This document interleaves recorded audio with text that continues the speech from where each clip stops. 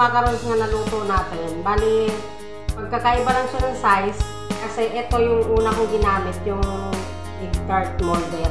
Sa sumunod, hindi ako nakontento. Dito ko nilagay. So, ito lang kanalabasan niya. Bali, isang kutsara mahigit na lalagay mo. Huwag mo lang kapunan kasi magmumukhang cupcake. Dito na yung may nakasalang pasulog ka chubs. Bali, ito na yung point of view natin. Ito yung parang outcome niya. Bali, malutong siya sa ibabaw. Tapos pagdating sa ilalim mo, smooth siya, malambot. Malutong sa ka-chubs. Bago kung magbubuso kayo nito, yung nabibili sa ka-chubs sa palengke ng ng mga macarons molder, saka macarons liner. So, mag-share na rin kayo ka-chubs.